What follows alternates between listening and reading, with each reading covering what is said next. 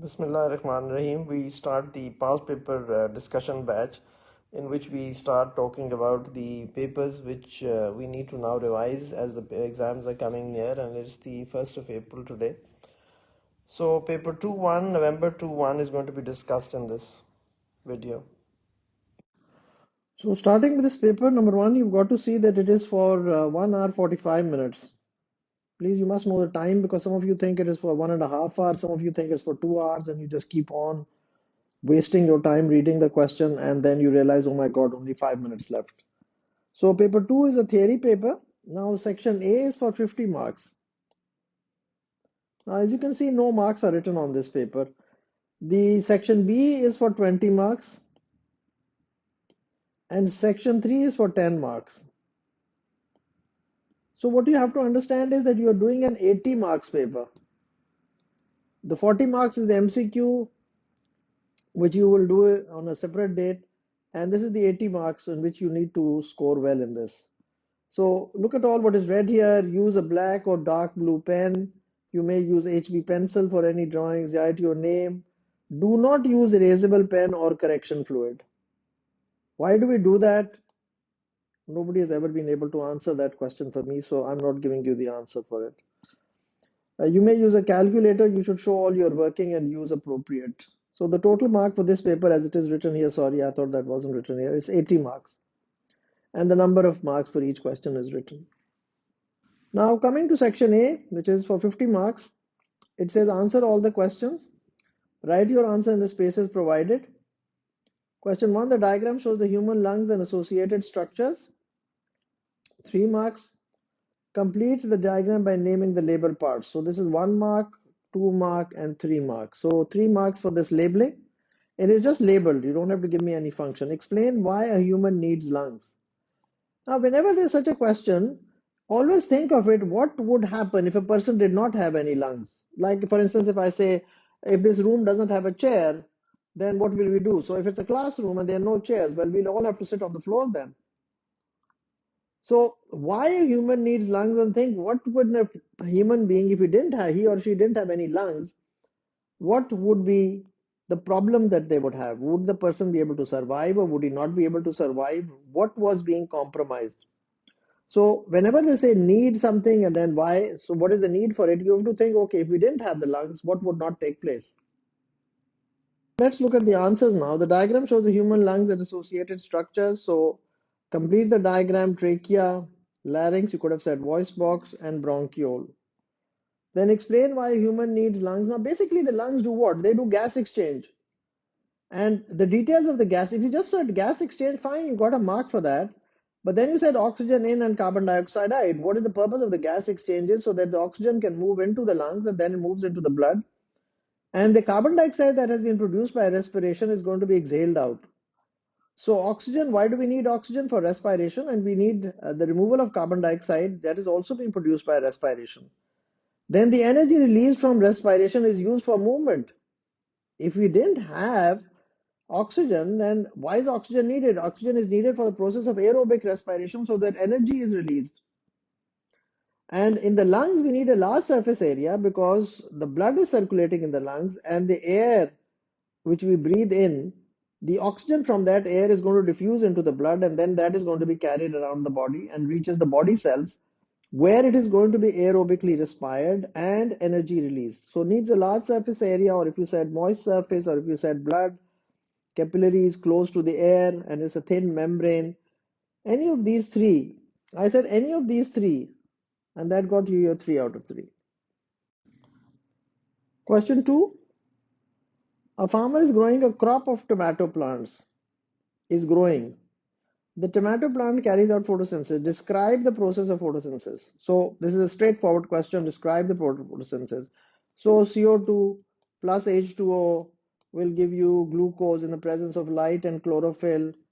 But you could have written anything which was going to explain what is photosynthesis. So we're going to get C6H12O6 plus O2. You need to balance this out, right? So you gave me all this. Describe the process of photosynthesis. Well, you probably get your 3 out of 3 in this. I'm just going to show you the mark scheme for that. The farmer grows the tomato plants in a glass house instead of an open field. Okay, now so imagine this. Now imagine this. There's an open field and the farmer is growing the tomato crops.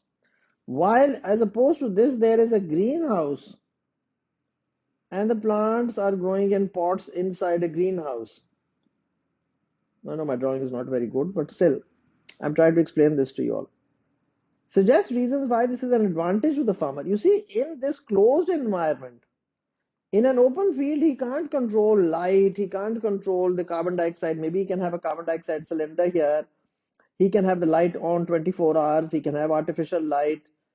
He can have a heater in it to maintain the temperature off. If it's a very hot place, like if I had this glass house in Lahore, which is very hot in the summers, I would have air conditioners so that the temperature is less, so as to maintain the optimum temperature for a certain crop. If it's on the North Pole, of course, then you would need a heater because North Pole would be very, very cold. So suggest reasons why this is an advantage to the farmer. You see, in an open field, he can't control anything. In a glass house, yes, he can control the light, the temperature, the CO2 concentration, everything can be controlled. Then it says suggest one disadvantage other than cost of growing plants in this way. Naturally, cost is there because you'd have to build a greenhouse and then you'll have to have electricity and then you'll have to pay the electricity bill and then you'll have to have water systems and then you'll have to pay the water bills. So one disadvantage other than the cost is you've got to think of it. What could that be? And that could, of course, be, spread of diseases and other possible points that we could also think of. Then coming to part C, the graph shows the rate of photosynthesis can vary with light intensity when all other environmental conditions are kept the same. So, okay, when I always said to you, when you have light intensity, so just put something here, 1, 2, 3, maybe if we say 1 bulb, 2 bulb, 3 bulb, 4 bulb, 5 bulb. And rate of photosynthesis, let's put some figures here, 10, 20, 30, 40. Rate of photosynthesis would mean the rate or the volume of oxygen produced per unit time. That's one way that we calculate the rate of photosynthesis. So we see what is happening is the graph shows the rate of photosynthesis can vary. So we can see the graph is increasing till a certain point. And then you see it levels off. So that means the rate has become constant. The rate has become constant. Now explain how this graph shows that light intensity is the limiting factor for photosynthesis at light intensity P. So P is this point. P is this point, and then Q is this point. But it's not at Q. So explain how the graph shows. You can see the rate is not increasing after that point. So you're increasing the light intensity. So explain how the graph shows that light intensity is the limiting factor. So you can see before a certain point, before this part, what you have to understand is this part is the one. This is the area where light is the limiting factor. So between 0 to 3.5 or 3.25, the light is the limiting factor. Whatever is on the x-axis, remember that. That is the limiting factor. But when it levels out, the graph levels out, that means light, this is not limiting anymore. Now some other factor can be limiting, which could be temperature or CO2 concentration. Name one environmental condition that could be limiting for at light intensity Q. So Q, it could be anything else. Now, this is a new way that I've started doing the papers is I first discuss it with you and then I give you the mark scheme. So process of photosynthesis, light absorbed, chlorophyll inside chloroplast, water and carbon dioxide needed, glucose produced, oxygen produced. So you see, even if you wrote the equation for photosynthesis, you will be able to get this mark, glucose produced, oxygen produced, and the chlorophyll part also you wrote light and chlorophyll. So but the light absorbed, you didn't write that. So you would probably get your 3 marks even just writing for the equation. Then the farmer grows tomato, grass house, open field, suggests why this is an advantage, more growth. Optimum temperature, glass traps heat. Optimum temperature for enzymes. Protects from bad weather, rain, thunder, windstorms, hurricanes. Protects from insect pests. And also, carbon dioxide light intensity and wavelength can be controlled. Then coming to part 2, suggest one disadvantage other than the cost of growing plants in this way. Have to water, there's no rain. Then pollination may be difficult, there are no insects there. In the open field, there'll be lots and lots of insects. Increase in disease pathogens. Because if there is one disease, the disease is going to be in this closed room, then it's going to spread a lot. Just like we had the lockdowns and social distancing so that the disease is not spread from one person to another. Here it will of course spread from one plant to another. Then C part, the graph shows rate, vary with light when all other SEM. Explain. Now if you come to the explanation, as I said earlier, at P increase in light intensity and more photosynthesis. At P, as we keep on increasing the light, you see light is increasing, the light was here, then the light is more, then the light is more, so the rate keeps on increasing. This is how we must have plotted this graph. At Q, what is happening? As we are increasing the light, we've increased it to say 9, 10, whatever, but the rate is constant. So at Q increase in light intensity, there's no change in the rate or the gradient. Then name one environmental condition that could be limiting photosynthesis at light intensity. You could have said anything, carbon dioxide, temperature, water. So any one of these, and you got your 1 out of 1. Then question 3. A man is cooking in a hot kitchen and sweat is being released by sweat glands in his skin. So you look at the person in the kitchen and he's sweating and he's perspiring and he's wiping off the sweat from his face, from his forehead. Explain the term homeostasis with reference to sweating. So basically you've got to give me the definition of homeostasis, which is what? Maintenance of a constant internal environment. And that should have got you your 2 marks. Then it says explain how receptors and blood vessels in the man's skin are also involved in homeostasis when he's in a hot kitchen. So you've got to come up with, like, for instance, if I walk into this room is very hot. I usually tell you this story when I'm teaching you homeostasis. So how does the body know that now this room is hot? Well, your skin, your blood circulating in your skin, there are receptors in the skin, temperature receptors in the skin. They will detect that, and all that information through sensory neuron is gone to the brain. Spinal cord, brain, skin, spinal cord, skin, sensory neuron, spinal cord, brain is informed. And then the brain sends impulses to the blood vessels, vasodilation, skin arterioles, vasodilate. Never skin capillaries, remember, skin capillaries do not have muscle in their wall. So skin arterioles dilate, more blood flowing in the skin, more heat lost by radiation. So how are they involved in homeostasis? You enter this room is very cold. So vasoconstriction, now the heat has to be conserved. Your body must be maintained at 37. Imagine the body as a vessel, and this has to be maintained at 37 degrees Celsius all the time.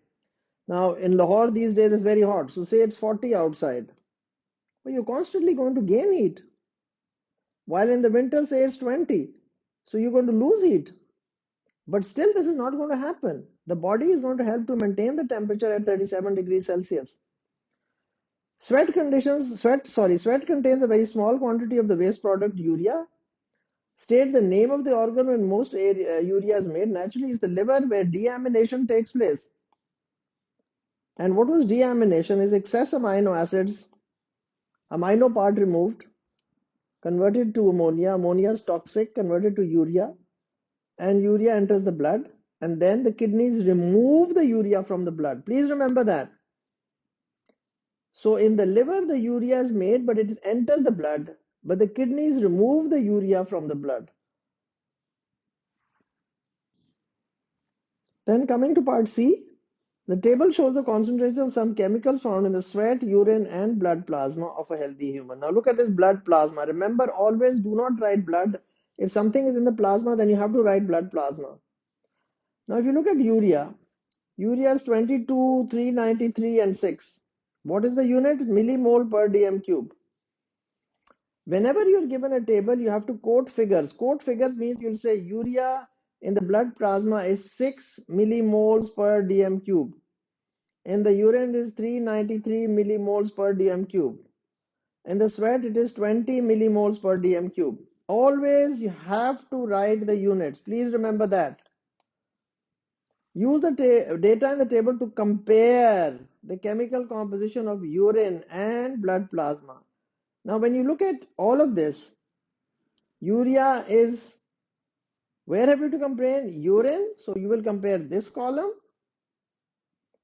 and you will compare this column.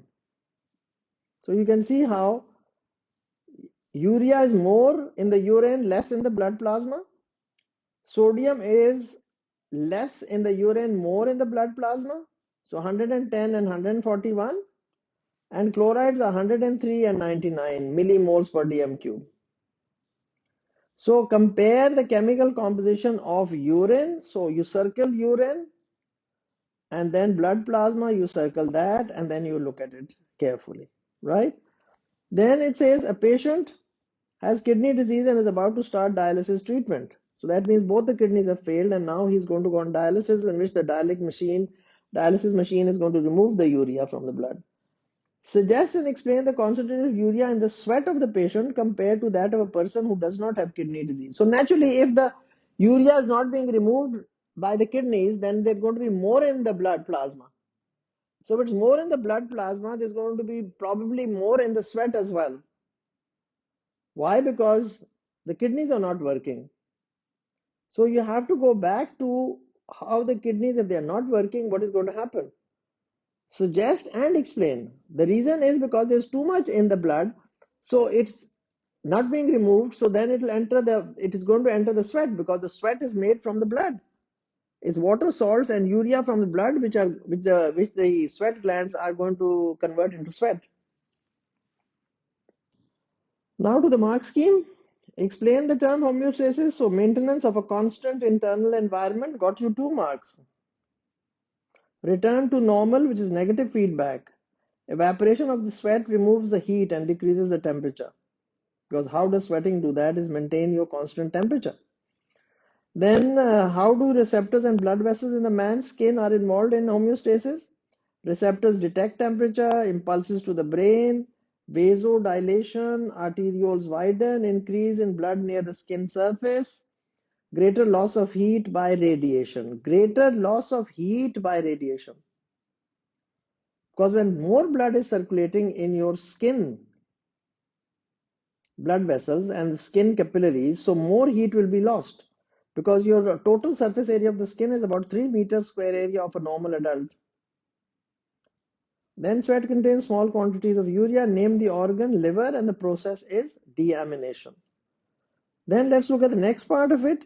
The data has been compared. So less urea in blood plasma. Less urea in blood plasma as compared to 393, there was only 6 millimoles, and I've given you that point here. Urea in blood plasma is 6 millimoles. This whole thing has to be written. The units have to be written. Please remember that. But in urine is 393 millimoles per dm cube. This got you 1 mark. Then more sodium. You can see the sodium more here, 141 and 110. 50 times more urea. When there's some sort of figures, you can give it why, how many times is it more or how many times is it less. So 50 times more urea in urine, roughly 50 times more urine than blood plasma. Then in this, the last part of the question, higher in the sweat, why it would be over 22? Because here it is given 22 in the sweat. This is the one which was given here. So more than 22, why? Because there's reduced filtration, less removed urea from the blood, less removal of urea from the blood, and there is more urea in the blood plasma. Why? Because the kidneys have failed. But if you knew that, only you could answer this, because this is not an easy question. This would be a very difficult question if the student did not understand this very well.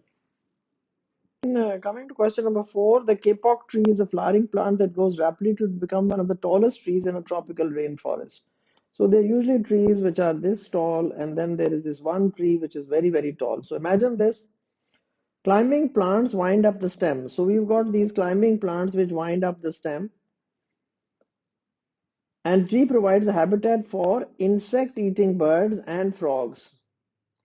So the first thing, there has to be insects, and then there has to be birds, and then there has to be the kapok tree. So you've got to think of it rationally, what is going to happen. So bats feed on the nectar from its flowers and pollinate them, so they can produce small light seeds. Insects feed on its leaves, And when the leaves fall to the ground, they will come in contact with soil, bacteria, and fungi. So when the leaves from here, we've got the leaves here, and then the leaves fall to the ground, and then we've got all these bacteria and fungi which are going to decompose it. So use the information provided and draw food chain. So food chain would be easy: tree, insects, and birds or frog. Then suggest and explain ways in which being tall may be helpful for the survival. Why would it be helpful for the survival? Now this is very tall, so it can reach, so it's not going to be shaded by the other trees. So which is tall, it's going to get light, it's going to be photosynthesized, it's not going to be exposed to wind, so it is going to be easy for seed dispersal, and it will be easier for the bats to find the flowers because they've given you that in the question. Explain why bacteria and fungi found in the rainforest soil are important in this ecosystem. Naturally, they're important because there's going to be decomposition. Enzymes are going to break down the carbon molecules, and the nutrients are going to be recycled. Carbon and nitrogen will be recycled. So, very simple decomposition. Then name one food substance found in plants but not in animals. So there could be a whole lot of this: starch, cellulose, chlorophyll, sucrose. Then it says how burning trees contributes to global warming. Naturally, burning trees is going to be a lot of CO2 being produced. Now that's a greenhouse gas. So you have to come up with 2 marks for this. The mark scheme: kapok tree, insect, frog, bird. Then why is it being tall? Is it going to be helpful? Why being tall would it be helpful? You've got to understand: gets light, can photosynthesize, exposed to wind. It'll be easier for seed dispersal, easier for bats to find flowers. Then coming on to the third part, explain why bacteria and fungi decomposition, use of enzymes, carbon will be recycled, nitrogen will be recycled, carbon will be used by the plant. Naturally, the CO2 will go back into the air by decomposition, and then the plants will use it for photosynthesis. Then why burning? Then starch, cellulose, chlorophyll, sucrose, and then burning will release CO2. And CO2 is not very good. It's a greenhouse gas and will trap thermal energy. And of course, when we remove the trees, when we burn the trees, we remove the carbon sink. Carbon sink means that the trees actually absorb carbon dioxide from the air, which is not good. The carbon dioxide values are increasing. The levels of carbon dioxide are increasing in the air. So that's not a very good thing. So trees act as a carbon sink, means they take up the carbon dioxide from the air, which we all are producing, and decomposition and combustion are producing. And coming to the last question, number 5, the graph shows how blood alcohol concentration changes after a person drinks alcohol. So just look at it: blood alcohol concentration gram per dm cube. You see how it is increasing in the first hour. Suggest how the shape of the graph can be explained by what happens in part of the body after drinking alcohol. Increase in the first hour because it's absorbed into the blood from the stomach or the small intestine, and then it is carried by the hepatic portal vein, and it goes to the liver. A decrease in alcohol as it is broken down, it's removed from the system. There are enzymes which are going to break it down, so the levels of alcohol are going to decrease. Is the blood alcohol concentration, so from the blood is going to be removed, and then it will be removed using an enzyme. Then it says the graph shows the highest blood alcohol concentration for this person after drinking alcohol is 0.75 grams per dm cube. Suggest 2 reasons why the highest blood concentration may be different for 2 people after drinking the same volume of alcohol: gender, weight, rate of absorption, the age of the person, different ability to break down alcohol. You see, sometimes you've read about or you heard about is people who drink alcohol very regularly develop a tolerance. The reason is because they produce enzymes which actually degrade it. So more of that enzyme is produced, so they don't feel very good. They used to feel good by taking just a little bit of alcohol. Now they need more and more of it to have the same effect. So that's called tolerance. Describe the short-term effects of a high blood alcohol concentration. Slows down reaction time. It's a depressant. We all know alcohol is a depressant. Heroin is also a depressant. That's part of your syllabus. Blurred vision, slurred speech, reduced coordination, loss of judgment or of false courage or increased aggression. So all these are short-term effects of a high. Of course, we're not talking of, naturally, most of you would have written cirrhosis of the liver. But I'm sorry, cirrhosis of the liver is not a short-term effect. That's a long-term effect. If a person's been an alcoholic for 10, 15, 20 years, of course, then his liver is going to fail. So he will need a liver transplant and liver is going to fail. So please understand the question. It was short-term effect. It wasn't long-term effects, which would have been liver cirrhosis. So short-term effects you've got to be very clear about. Okay, that finishes section A, and we will continue with these past paper batches. We are now, this is the past paper discussion batch, which we are going to be, I'm going to be putting videos nearly every day. So you're all going to be now looking at this. Please leave comments. Please do subscribe. I'm very thankful to all of you for reaching the 4,000 subscribers mark. And thank you once again. And do let me know if there's anything else which I can do to help you all. All the very best.